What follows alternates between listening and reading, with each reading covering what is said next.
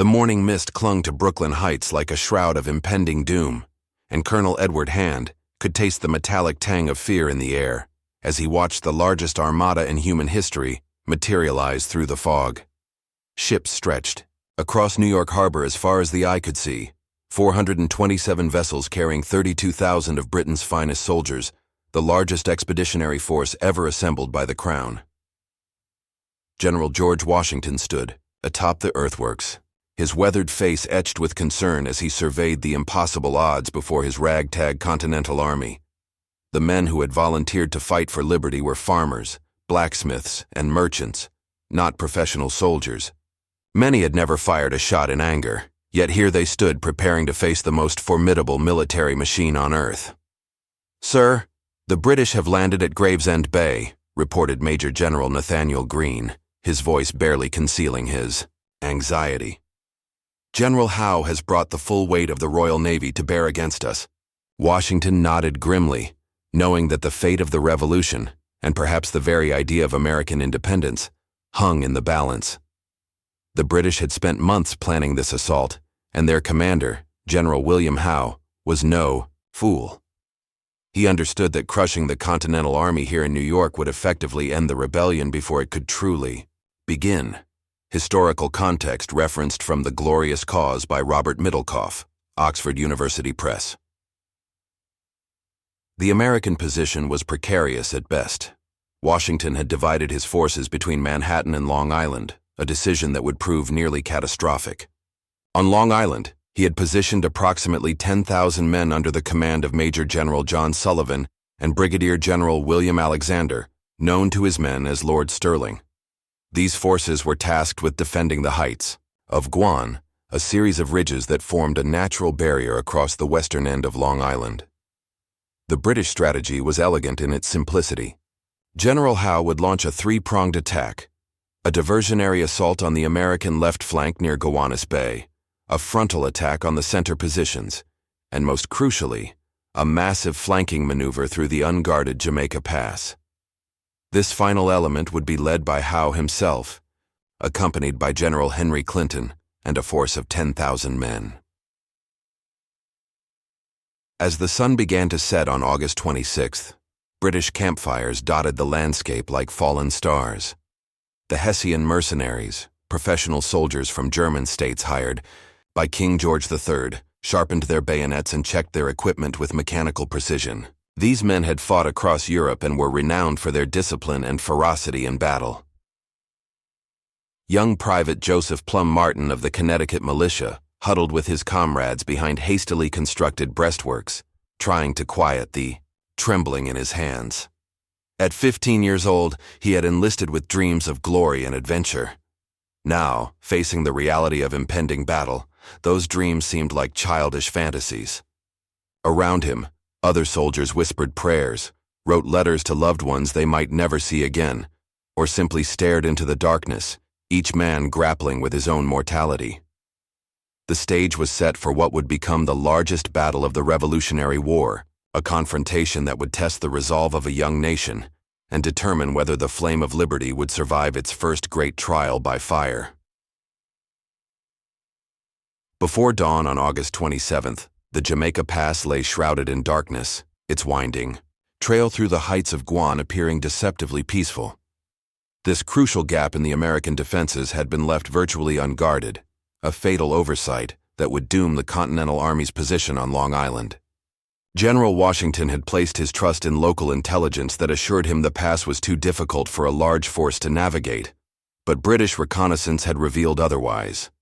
General William Howe moved through the pre-dawn darkness, with the confidence of a master strategist executing a perfectly planned gambit. Leading a column of 10,000 British and Hessian troops, he had begun his flanking march at 9 o'clock the previous evening, guided by local Loyalist sympathizers, who knew every trail and creek in the area. The 3 Loyalist farmers, all of whom harbored deep resentment against their patriot neighbors, had volunteered their services to the Crown, seeing an opportunity for both revenge and reward. Colonel Samuel Miles, commanding the American patrol, responsible for watching the Jamaica Pass, had posted only 5 men at this critical juncture. These soldiers, exhausted from days of constant vigilance, had been lulled into complacency by the apparent quiet of the night. When they finally spotted the approaching British column in the gray light of dawn, it was far too late to provide adequate warning to the main American force. The sound of musket fire from the direction of Gowanus Bay announced the beginning of the British diversionary attack. Major General James Grant, a veteran of European campaigns, led 5,000 British troops in a deliberate assault against Lord Stirling's American positions. This attack was designed to draw American attention and reserves to the right flank, while Howe completed his encircling movement. Lord Stirling, a man of considerable military experience despite his colonial origins, recognized the threat immediately. His Marylanders and Delawares, among the best-trained units in the Continental Army, took up defensive positions behind stone walls and farm buildings. The crack of muskets echoed across the battlefield as red-coated British soldiers advanced in precise formation, their bayonets glinting in the morning sun. Meanwhile, in the center of the American line, General John Sullivan prepared his men for what he believed would be the main British assault. Sullivan, a New Hampshire lawyer turned soldier, had served with distinction in earlier campaigns, but he had never faced an enemy force of this magnitude. His Connecticut, Massachusetts, and New York regiments waited nervously behind their earthworks, unaware that their doom was approaching from an entirely unexpected direction. Military tactical analysis drawn from Washington's Crossing by David Hackett Fisher, Oxford University Press. At precisely 9 o'clock in the morning, General Howe's flanking force reached Bedford, having successfully navigated the Jamaica Pass without serious opposition. The British general ordered his regimental bands to play the White Cockade, a signal that would coordinate the beginning of the general assault. The martial music drifted across the battlefield like a death knell, announcing to all combatants that the moment of decision had arrived. The trap was now perfectly set. Sullivan's men, focused on the expected frontal assault, suddenly found themselves under attack from their rear. Panic spread through the American ranks as soldiers realized they were being surrounded by overwhelming enemy forces. The disciplined British advance, supported by Hessian grenadiers and light infantry, began to collapse the American position with methodical efficiency. Private Daniel McCurtain of the Pennsylvania Regiment later described the moment when realization dawned. "We could see the British coming down the hill in our rear, and we knew we were in a desperate situation. The officers were shouting orders, but the noise of battle made it impossible to understand what they wanted us to do." General Sullivan himself was among the first to grasp the magnitude of the disaster unfolding.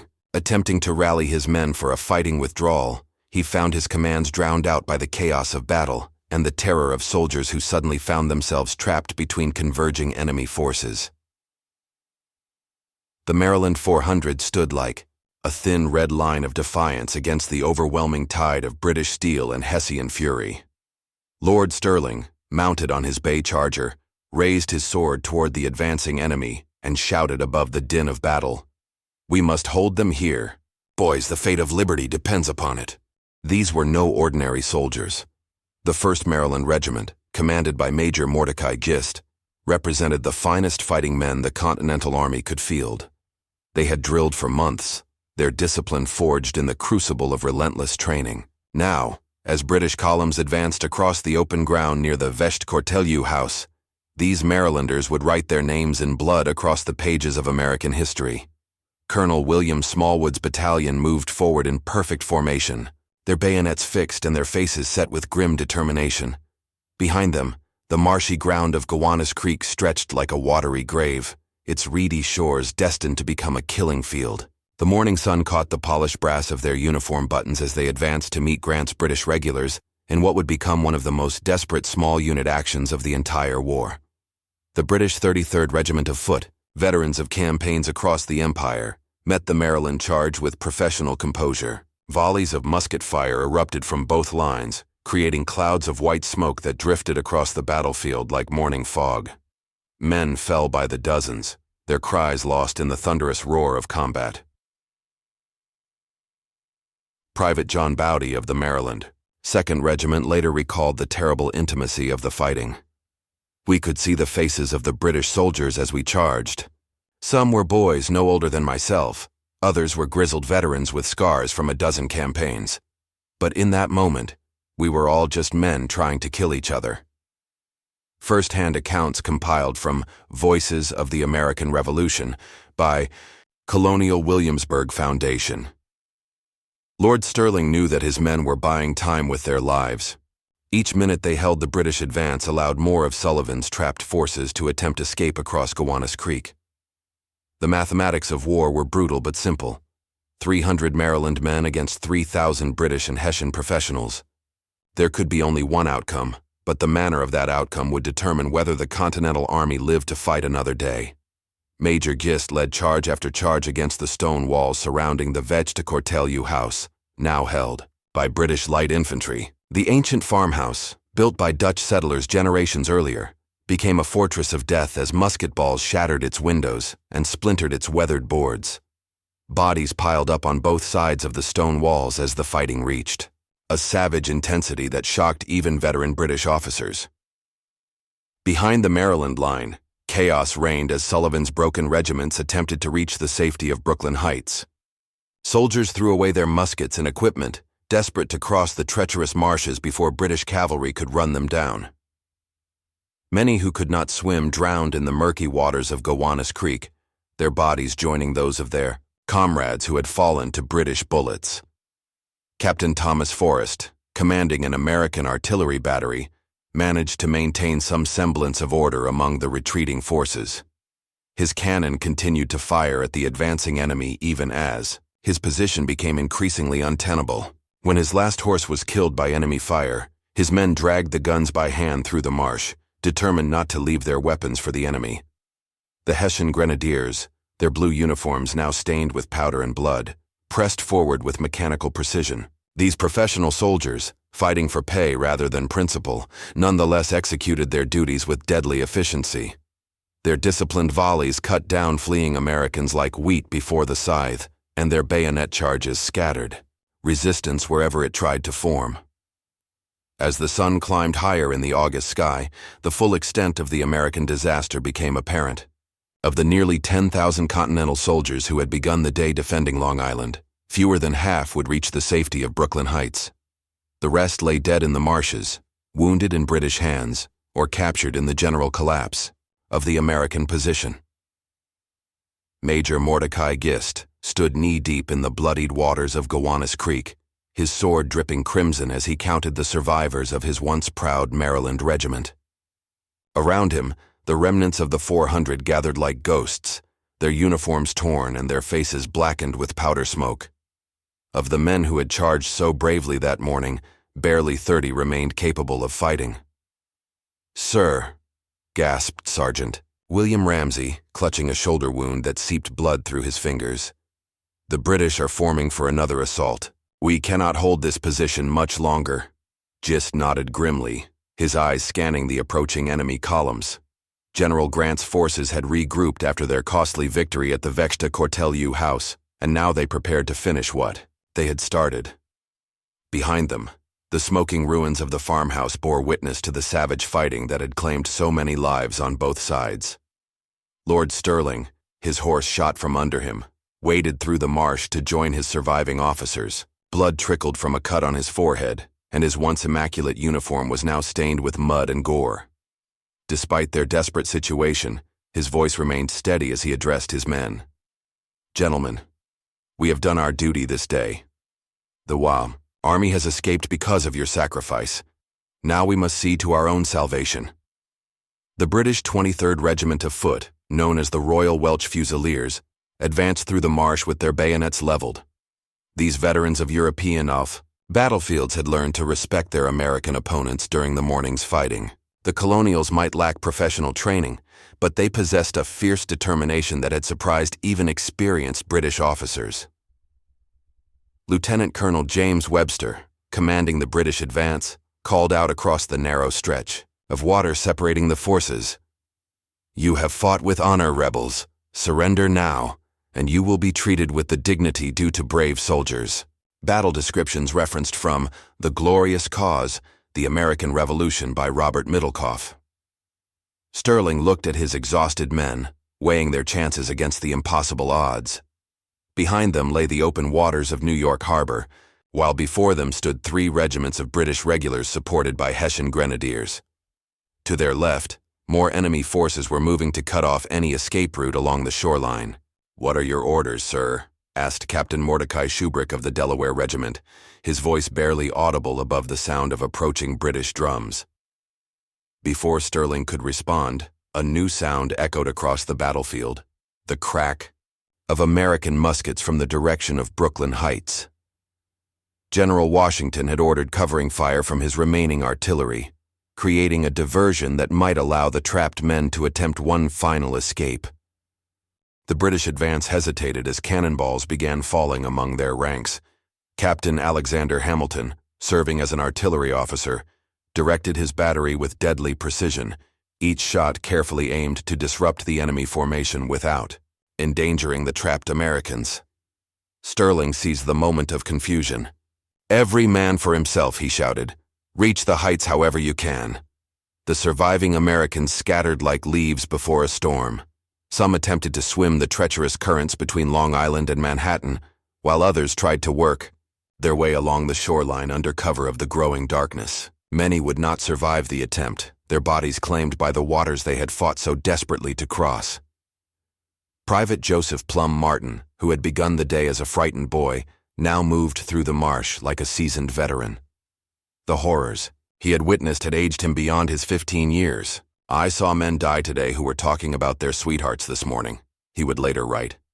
"War has a way of making children into men, and men into ghosts." General Sullivan, captured during the earlier fighting, watched from British custody as the last of his command attempted to escape. The New Hampshire lawyer who had volunteered to serve his country now faced the possibility of execution as a traitor. His thoughts turned to his family, wondering if he would ever see them again. As night began to fall, the sounds of battle gradually faded. The British had won a complete tactical victory, inflicting devastating casualties on the Continental Army, while suffering relatively light losses themselves. But in the gathering darkness, something else was stirring. A determination among the surviving Americans that would prove more dangerous to British hopes than any military victory could ever be. General George Washington stood atop the ramparts of Fort Putnam, his weathered hands gripping the wooden palisade as he surveyed the catastrophic aftermath of the day's fighting. Below him, the remnants of his Continental Army huddled in hastily dug trenches, their faces gaunt with exhaustion and defeat. The largest battle of the Revolutionary War had ended in complete disaster, and the very survival of American independence now hung by the slenderest of threads. "Sir, we have lost nearly 1,500 men," reported Adjutant General Joseph Reed, his voice barely concealing his despair. "Dead, wounded, or captured. The regiments from Connecticut and Massachusetts have ceased to exist as fighting units." Washington nodded slowly, his jaw set with grim determination. Around him, the surviving officers of his staff waited for orders, their eyes reflecting the same question that haunted every man on Brooklyn Heights. How could they possibly escape the trap that General Howe had so skillfully prepared? The British commander had positioned his forces with methodical precision. To the east, north, and south, overwhelming enemy strength made any breakout attempt suicidal. To the west lay the East River, its dark waters patrolled by Royal Navy warships whose cannon could reduce the American positions to rubble within hours. The morning would almost certainly bring the final British assault that would end the Revolution before it could truly begin. Colonel John Glover of the Marblehead Regiment approached Washington with the quiet confidence of a man who had spent his life battling the sea. His Massachusetts fishermen had proven themselves capable soldiers, but more importantly, they possessed skills that might prove invaluable in the desperate hours ahead. "General," Glover said quietly, "my men know these waters. If we can gather enough boats, we might be able to evacuate the army across the river under cover of darkness." Washington studied the grizzled sea captain's face, recognizing the faint spark of hope in a situation that seemed hopeless. The plan was audacious to the point of madness, evacuating 9,000 men across a mile of open water while under the guns of the Royal Navy. Yet what other choice remained? Strategic analysis drawn from His Excellency George Washington by Joseph Ellis, Vintage Books. Major Benjamin Tallmadge, Washington's intelligence chief, had already begun gathering information about available watercraft. "Sir, we have located perhaps 60 boats of various sizes along the shoreline, fishing vessels, ferry boats, even some private yachts. If we begin immediately, we might be able to move the army in successive lifts." The fog that had shrouded the battlefield that morning was beginning to return, creeping across the harbor, like a blessing from Providence. Washington recognized the opportunity immediately. Nature itself seemed to be offering the Continental Army one final chance at salvation. "Colonel Glover, you will take charge of all watercraft," Washington commanded. "Major Tallmadge, send word to every available officer. We evacuate tonight in complete silence. Any man who makes unnecessary noise will be shot on the spot." The yada word spread through the American lines with whispered urgency. Experienced sergeants moved among the men, explaining the desperate plan while emphasizing the need for absolute quiet. The slightest sound might alert British sentries, who were positioned less than 200 yards away across the no-man's land that separated the opposing forces. Private Daniel McCurtain of Pennsylvania helped carry wounded comrades toward the improvised evacuation point. "We moved like ghosts," he later recalled. "Every footstep seemed to echo like thunder, and every whisper sounded like a shout. But somehow, we kept moving." The first boats began loading shortly after 10 o'clock that evening. Glover's Marblehead men handled the oars with practiced skill, their years of experience in the treacherous waters off Cape Cod serving them well in this desperate hour. Each vessel could carry perhaps 20 men, and the round trip across the river took nearly an hour. Artillery pieces had to be abandoned, their wheels wrapped in cloth to muffle the sound as they were rolled toward the water's edge. Colonel Alexander Hamilton's battery, which had fought so gallantly during the retreat, would be left behind as a sacrifice to necessity. As the night wore on, an unexpected ally arrived to assist the evacuation. A northeast wind began to blow, pushing the fog thicker across the harbor and creating a natural screen that concealed the American movement from British observation. Washington himself would later write that Providence seemed to favor their desperate gamble. The evacuation continued through the darkest hours of the night, with boat after boat carrying the Continental Army to safety across the East River.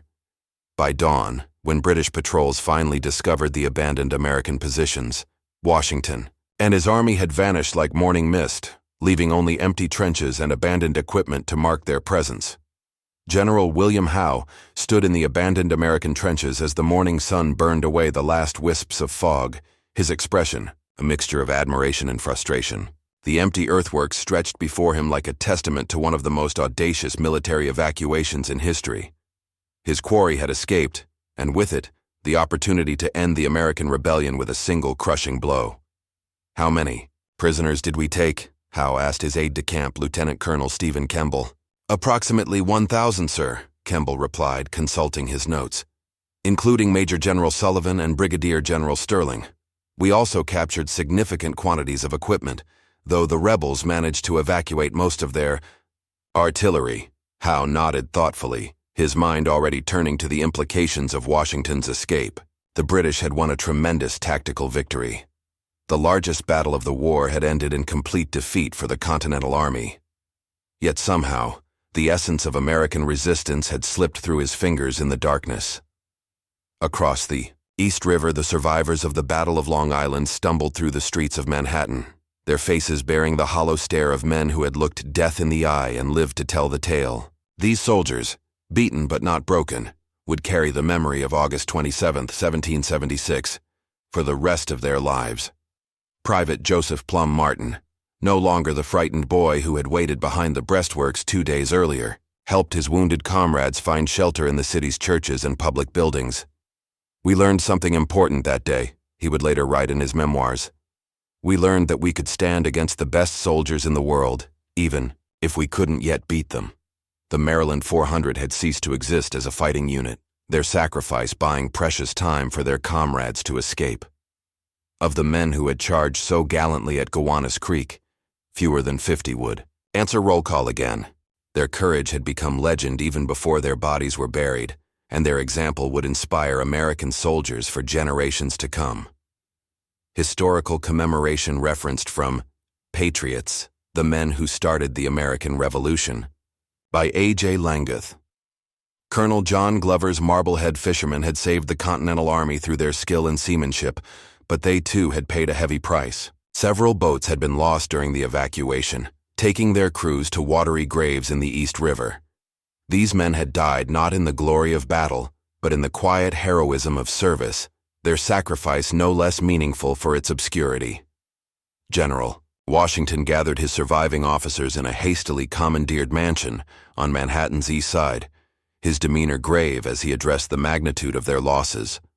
The Continental Army had suffered its worst defeat of the war, losing nearly a quarter of its effective strength in a single day. Equipment, supplies, and most importantly, experienced officers had been lost in quantities that would take months to replace. "Gentlemen," Washington began, his voice steady despite the circumstances, "we have learned hard lessons today.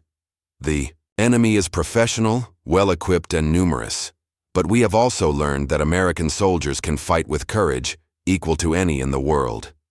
Major General Nathaniel Greene, still recovering from the illness that had prevented him from commanding at Long Island, spoke for many when he said, "Sir, we cannot afford many more victories like this one for General Howe." The irony was not lost on any man present. The British had won the battle decisively, yet their victory felt strangely hollow. The Continental Army remained intact, its leadership unbroken, and its cause undamaged. If anything, the brutal experience of combat had forged the American soldiers into something harder and more determined than they had been before.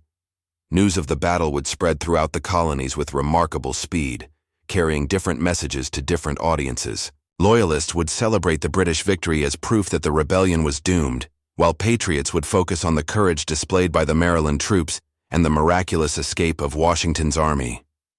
In London, King George III would receive General Howe's dispatches with satisfaction, believing that the rebellion was finally being crushed by British military superiority. He could not know that each American defeat was creating a deeper well of determination, or that every British victory was teaching the colonials valuable lessons about the art of war. The Battle of Long Island had ended, but its consequences would ripple through the remaining years of the Revolution, shaping both the character of the Continental Army and the nature of American resistance to British rule. 6 months after the Battle of Long Island, as snow fell softly on the encampment at Morristown, Private Joseph Plum Martin sat by a flickering campfire, reading a letter from home that had finally reached him through the uncertain postal system of a nation at war. His mother wrote of the harvest, of neighbors who had enlisted, and of the growing sense throughout New England that the cause of independence, despite its setbacks, remained worth any sacrifice. The young soldier, now a veteran of multiple campaigns, reflected on how much had changed since that August morning when he had waited nervously behind the breastworks on Long Island. The boy who had trembled at the sound of British drums was gone, replaced by a man who understood both the terrible cost and the absolute necessity of the struggle for freedom. Martin called Sergeant William Hutchinson, a survivor of the Maryland 400 who had somehow escaped the carnage at Gowanus Creek. "The officers want to see you. They're planning something special for the anniversary." Martin folded his letter carefully and made his way through the camp, past soldiers who bore the scars of battles at Trenton, Princeton, and Brandywine. Each man carried his own memories of Long Island, but collectively they had become something that General Howe could never have anticipated, a professional army forged in the crucible of defeat and tempered by the knowledge that they fought for something larger than themselves. General Washington, now seasoned by 2 years of warfare, stood before a gathering of officers in his headquarters tent. His face bore new lines of care and responsibility, but his eyes held a confidence that had been absent during those desperate hours on Brooklyn Heights. "Gentlemen," he began, "I have received word from Congress. They wish to establish a memorial to the men who fell at Long Island, particularly the Maryland regiments who sacrificed themselves to save the army." The room fell silent, as each man remembered comrades who had not lived to see this day. Major Mordecai Gist, promoted after his heroic conduct at Gowanus Creek, spoke quietly. "Sir, the best memorial to those men is the fact that we still fight. They died so that the cause of liberty might survive. Historical context drawn from Valley Forge by Bob Drury and Tom Clavin, Simon & Schuster. Lord Stirling, exchanged in a prisoner swap 6 months after his capture, had returned to the Continental Army with detailed intelligence about British plans and capabilities. His experience in captivity had only strengthened his resolve to see the war through to final victory. "The British still don't understand what they're fighting," Stirling observed. "They think this is a conventional war that can be won by occupying cities and defeating armies. They don't realize they're fighting an idea, and ideas are much harder to kill than soldiers." The truth of Stirling's words had become apparent in the months following Long Island. Despite their crushing victory, the British found themselves no closer to ending the rebellion. If anything, their success had created new problems, as the Continental Army's escape had demonstrated that American resistance could survive even the most devastating defeats. In New York, General Howe continued to occupy the city with overwhelming force, but his control extended barely beyond the range of his cannons. The countryside remained hostile, and every British patrol faced the possibility of ambush by American irregulars who had learned the bitter lessons of conventional warfare. Captain Thomas Forrest, the artillery officer who had dragged his guns through Gowanus Marsh, now commanded a battery of captured British cannons at Valley Forge. His men, many of them survivors of Long Island, had inscribed the names of their fallen comrades on the bronze barrels, a mobile memorial that would travel with them through the remaining years of the war. The Battle of Long Island had taught the Continental Army that courage alone was insufficient against professional soldiers fighting on favorable ground. But it had also demonstrated that American determination could overcome even the most desperate circumstances, and that defeat in battle did not necessarily mean defeat in war.